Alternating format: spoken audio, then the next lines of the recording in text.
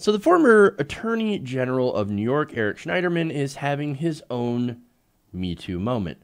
Now, I said former Attorney General of New York because yesterday, following a damning report published by the New Yorker, or I should say published in the New Yorker, ended up leading to Schneiderman's resignation. Now, this is from reporter Ronan Farrow. Now, Ronan Farrow, he helped take down Harvey Weinstein. Now, that led to the creation of the Me Too movement. And so, look, his contribution to being able to take down these people like, what is it? I mentioned Harvey Weinstein already. Charlie Rose, numerous other people, actors, and professionals. His reporting has led to that. And so now he's got a new report on Eric Schneiderman. Now, this allegation, this article is filled with allegations that Schneiderman engaged in what they called physical and emotional abuse against women he had previously dated. And there were 4 women in total. 2 of them were named. 2 of them were anonymous, but had also talked to reporters. Now, look, this is big. Okay, and why this is big is because Schneiderman, well, he's a big-name Democrat, and he's also a big vocal proponent of the Me Too movement, and is most famous for, of course, taking on Donald Trump and suing Trump University. So this is, of course, hitting Democrats incredibly hard. Now, just in a statement, just hours after the report came out, Schneiderman had resigned. This happened yesterday, and released this statement. He said, "It's been my great honor and privilege to serve as Attorney General for the people of the state of New York.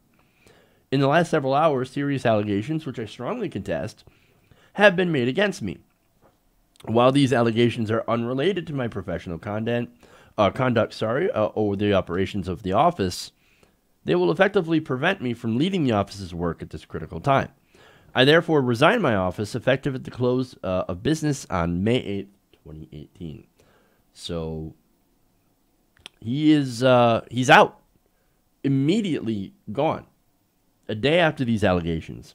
Now, State Solicitor Barbara Underwood will serve as the state's acting Attorney General until the permanent replacement is selected. So, and she says, look, there's a lot of work to do. The work that Eric Schneiderman was doing will continue. So that should make everybody feel a little bit better, because there's some very important cases that Schneiderman was working on before these allegations came up. Now, shortly after announcing his resignation, the Manhattan District Attorney's Office also said that they decided that they would open an investigation into these allegations against Schneiderman. Now, we'll find out the truth in this investigation, and so we'll see whether or not these allegations are true. Now, just like what happened with Al Franken, for example, a lot of prominent Democrats decided to come out. For example, you have New York Governor Andrew Cuomo. Now, Cuomo said, quote, "No one is above the law, including New York's top legal officer. I will be asking an appropriate New York district attorney to commence an immediate investigation and proceed as the facts merit." He also adds, "My personal opinion is that given the damning pattern of facts and corroboration laid out in the article, I do not believe it is possible for Eric Schneiderman to continue to serve as Attorney General, and for the good of the office should resign." And of course he did. So look, I read through the article. I strongly urge everyone to read the entirety of the article before making a judgment. That's what I did. That's why I have the opinion that I have. And you should read through it, and you should, again, get all the facts from the article and listen to the investigation as it goes forward, so that you can make a judgment. But look, from what I've read, I think these allegations are believable. In fact, let me give you some details here. Now, 2 of the 4 women, Michelle Manning Barish and Tanya Selvaratnam, spoke on the record to the magazine, which in itself is incredible, Because why would you reveal yourself and allow yourself to get dragged through the mud, as they will eventually will? And look, you just go on Twitter, a lot of Democrats are like, oh my God, this is a Russian, yeah, they're actually doing that. This is a Russian way to take down enemies of Donald Trump. This is part of the Trump plan. I don't know about that. Now, as I said, they spoke on the record to New York Magazine, and they talked about how they had been romantically involved with Schneiderman. Now, these women, again, a lot of Democrats are going to go after their character. Oh, they're Trump plants, or maybe they're paid off by Donald Trump, or Republicans. Well, these women are progressives, very prominent activists. So I highly doubt that.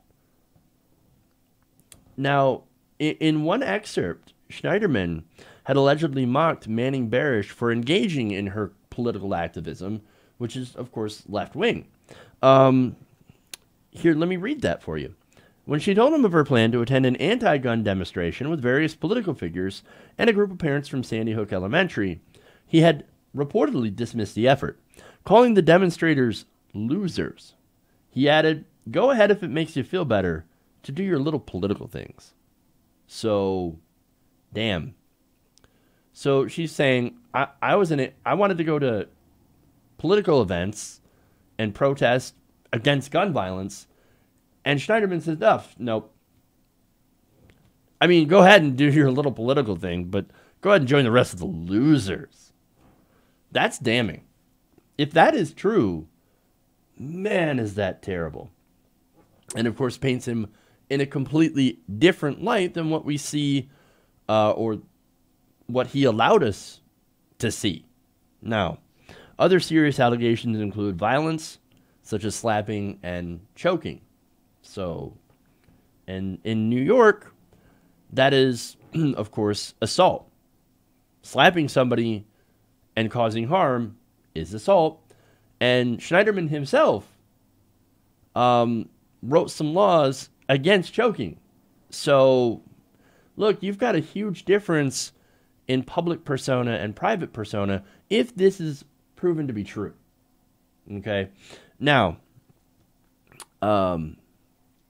she also says, okay, that when they had sex, he often slapped her across the face without her consent, and said that she felt emotionally battered by cruel remarks that he made. So, in the article, it goes into detail about how he would criticize the way that she dresses, made her remove a tattoo, would constantly call her fat, and make other disparaging remarks about basically her looks. And so, man, now the other woman, Tanya Selvaratnam, described her abuse and when it actually started. Now, she said, the slap started after we gotten to know each other. It was at first as if he was testing me. Then it got stronger and harder. It wasn't consensual. This wasn't sexual play acting. This was abusive, demeaning behavior. So, demeaning and threatening behavior. Now, again, one of his defenses is, I was just role-playing. We role-play. I'm into that stuff. And, yeah, we get a little feisty, and I'm into a little bit of S&M or whatever. But I'd never cross that line. I never actually hurt somebody. I never actually do the things that they said I was going to, that they said that I did. Well, okay, but that's what the investigation, I guess, is going to be all about. Now, what's even more, I guess, gross about this is sometimes, she said, he'd tell me to call him master and slap me until I did. That is more than I wanted to know. Selvaratnam, who was born in Sri Lanka, has dark skin, and she recalls that he started calling me his brown slave and demanding that I repeat that I was his property. Ooh, that's sick. Now, look, I can understand why many people don't believe it, because, again, it's such at odds of what we've seen him being presented as. But, look, the allegations do say that this behavior happened when he was drinking, and that he allegedly had a gigantic drinking problem. So when he's sober, oh, super nice, right? Or I'm sorry, when he's sober, super nice. When he's drinking, well, that's when the monster comes out.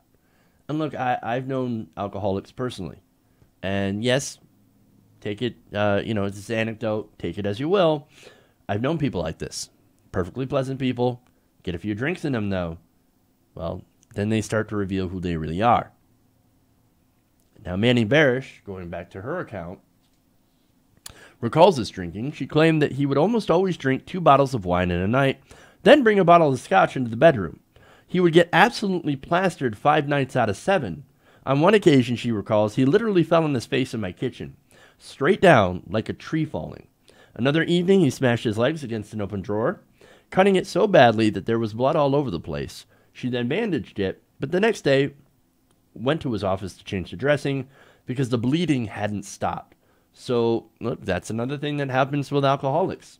They get hurt, they fall over, they end up needing medical attention fairly often. Again, that is something that happens. Now, like Manning Barish, Selvaratnam says that Schneiderman routinely drank heavily. She said 1.5 bottles of wine or more, and also allegedly took sedatives. And so there was a part where they talked about her ordering extra Xanax and him taking half of it. Now, a spokesman says that is completely untrue. He doesn't do any of that stuff. So, that's false, fake news. Again, we'll find out when there's an investigation. Now, one of the things that she also claimed, and actually both of them claim, is that there was a lot of pressure for them to drink with him. And that brings me back to personally knowing alcoholics. Misery loves company. Oh, why don't you have a shot? Why don't you come drink with me? Let's have some fun. Let's go to the bar. So that seems like alcoholic behavior. Now, she also claimed that his emotional state seemed to worsen after the 2016 presidential election. He had counted on forging an ambitious partnership with a White House led by none other than Hillary Clinton. Now, why do I mention that? Well, again, for a lot of people who were banking on getting a spot or getting special privileges or special ties with a Democratic White House under Hillary Clinton, 2016 was a devastating blow. So, and apparently he took it pretty hard, and his behavior started getting worse. In fact, on the morning of January 19th, 2017, the day before Trump's inauguration, Schneiderman called Selvaratnam from a hospital emergency room. She recalls, he told me that he'd been drinking the night before he fell down. He didn't realize he cut himself. He got into bed, and when he woke up, he was in a pool of blood. Selvaratnam then rushed to the hospital. Schneiderman had several stitches above his left eye. His face was puffy and bruised. He had her send his press secretary a photograph of the injury, and they agreed to cancel a public appearance. Now, that image was shown with the New Yorker. Now, in it, Schneiderman has a black eye and a bandage across the left side of his forehead. So, I'm assuming that's going to be entered into some evidence. Now, two more women have also accused Schneiderman, including one who was characterized by the New Yorker as an attorney who has held a prominent position in the New York legal community. Now, she asked to remain anonymous. Now, she told her story about meeting Schneiderman at some function, and he was coming on to her, and basically she said, no, I'm rejecting you.